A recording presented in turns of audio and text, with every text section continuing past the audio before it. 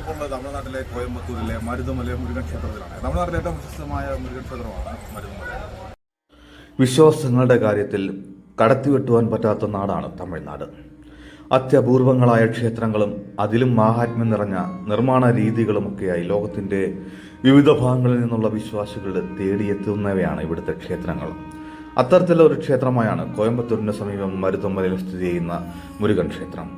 മുരുകൻ ക്ഷേത്രങ്ങളിൽ ഏറ്റവും പ്രധാനപ്പെട്ട ക്ഷേത്രങ്ങളിലൊന്നായ മരുതമല ക്ഷേത്രത്തിന്റെ വിശേഷങ്ങൾ അറിയാം. വീഡിയോ ഇഷ്ടപ്പെടുന്ന ആൾക്കാരുണ്ട് തീർച്ചയായിട്ടും ഒന്ന് ഷെയർ ചെയ്യാൻ മറക്കല്ലേ.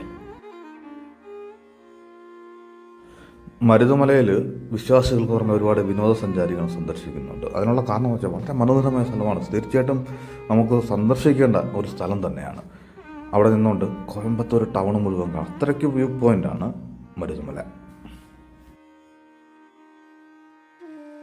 നമ്മളവിടെ എത്തിയപ്പോൾ രാത്രിയായിപ്പോൾ, അതുകൊണ്ട് വീഡിയോയ്ക്ക് ക്ലാരിറ്റി കുറവായിരിക്കും. അതുപോലെ പല മനോഹര ദൃശ്യങ്ങളും എടുക്കുവാൻ സാധിച്ചിട്ടില്ല, ക്ഷമിക്കുക. മറ്റേത് മുരുകൻ ക്ഷേത്രത്തെയും പോലെ ഒരു വലിയ കരിങ്കൽ കുന്നിൻ മുകളിലായിട്ടാണ് മരുതമല ക്ഷേത്രവും സ്ഥിതി ചെയ്യുന്നത്. 12-ാം നൂറ്റാണ്ടിൽ നിർമ്മിക്കപ്പെട്ട ഈ ക്ഷേത്രം ദ്രാവിഡ വാസ്തുവിദ്യയിലാണ് പൂർത്തിയാക്കിയിരിക്കുന്നത്. മരുതമല എന്ന പേരുള്ള കുന്നിൻ മുകളിലാണ് ക്ഷേത്രം സ്ഥിതി ചെയ്യുന്നത്. 700 പടികൾ കയറിയാണ് ക്ഷേത്രത്തിലെത്തേണ്ടത്. സ്വന്തം വാഹനത്തിൽ വരുവാനും അല്ലെങ്കിൽ ബസ്സിലെ ആശ്രയിക്കുവാനുമുള്ള സൗകര്യങ്ങളുണ്ട്. ഇവിടുത്തെ വിശ്വാസം അനുസരിച്ച് മരുതമല ക്ഷേത്രം മുരുകന്റെ 7ാമത്തെ വീടായാണ് കരുതിപ്പോരുന്നത്. മുരുകന്റെ 6 പടി ക്ഷേത്രം കഴിഞ്ഞാൽ തൊട്ടടുത്ത സ്ഥാനം ഈ ക്ഷേത്രത്തിനാണുള്ളത്.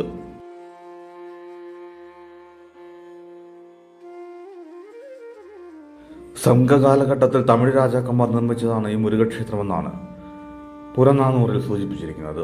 മുരുകന്റെ 6 വാസസ്ഥലങ്ങളായി കരുതപ്പെടുന്ന 6 പടി വീടുകൾക്ക് ശേഷമുള്ള ഏറ്റവും പ്രധാന മുരുകക്ഷേത്രമാണിത്.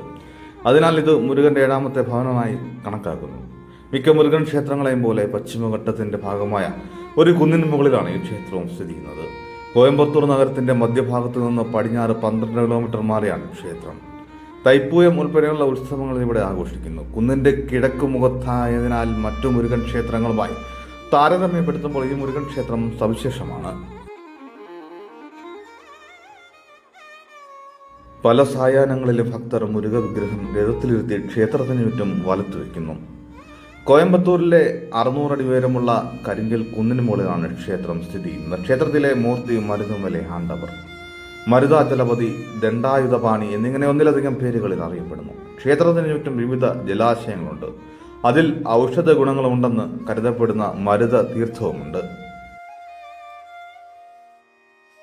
ഇവിടെയുള്ള ദൈവത്തെ സുബ്രഹ്മണ്യസ്വാമി എന്നും ക്ഷേത്രം അരുൾമികു സുബ്രഹ്മണ്യസ്വാമി ക്ഷേത്രമെന്നും അറിയപ്പെടുന്നു. കോയമ്പത്തൂർ ജില്ലയിലെ മരുതമലയിലാണ് ഈ ക്ഷേത്രം സ്ഥിതി ചെയ്യുന്നത്. പാമ്പാട്ട് സിദ്ധർ ചെറുപ്രായത്തിൽ തന്നെ പാമ്പുകളെ പിടിക്കുന്നതിലും വിഷം നശിപ്പിക്കുന്നതിലും പാമ്പുകടിക്കുള്ള മരുന്നുണ്ടാക്കുന്നതിലും ഏർപ്പെട്ടിരുന്നുവെന്നും അതിനാൽ അദ്ദേഹത്തെ ആളുകൾ പാമ്പ് ഡോക്ടർ എന്ന് വിളിക്കുന്നുവെന്നുമെന്നാണ് ക്ഷേത്രത്തിന്റെ ചരിത്രം. ഒരിക്കൽ അദ്ദേഹം നാഗരത്നം എന്ന പാമ്പിനെ തേടി മരുതമലയിലെത്തി.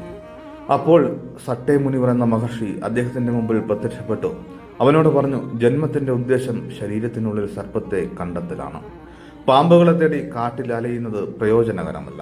അദ്ദേഹത്തിന്റെ വാക്കുകേട്ട പാമ്പാട്ട് സിദ്ധർ ജ്ഞാനം നേടി. ഭൂമിയിലെ ഒരു ജീവനെ താൻ ഒരിക്കലും ഉപദ്രവിക്കില്ലെന്ന നിഗമനത്തിലെത്തി.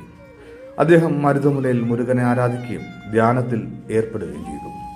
തപസ്സിൽ സന്തുഷ്ടനായ മുരുകൻ തന്റെ ഭാര്യമാരായ വള്ളിയോടും ദേവനോടുമൊപ്പം അദ്ദേഹത്തിന്റെ സന്നിധിയിൽ പ്രത്യക്ഷപ്പെട്ട് അദ്ദേഹത്തിന് ജ്ഞാനം നൽകി.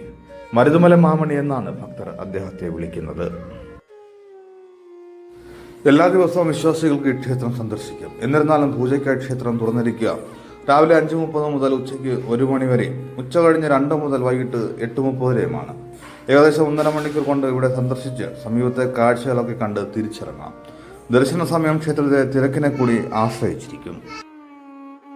ചിത്തിര പൗർണമി, വൈകാശി വിശാഖം, ആടിക്കൃതികൈ, ഐപ്പാലി ഷഷ്ടി, തിരുകാർത്തികയ, തൈപ്പൂസം തുടങ്ങിയവയാണ് ഇവിടുത്തെ പ്രധാന ആഘോഷങ്ങൾ.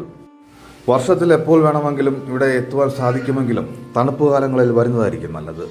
കോയമ്പത്തൂരിലെ പകൽ ചൂടിനെ നേരിടുവാൻ പറ്റുമെന്നുണ്ടെങ്കിൽ ഏതു സമയം തിരഞ്ഞെടുക്കാം. നവംബർ മുതൽ മാർച്ച് വരെയുള്ള സമയമാണ് ഏറ്റവും യോജിച്ചത്. അല്ലെങ്കിൽ തൈപ്പൂസം ആഘോഷം നടക്കുന്ന ജനുവരി ഫെബ്രുവരി മാസവും യാത്രയ്ക്ക് തിരഞ്ഞെടുക്കാം.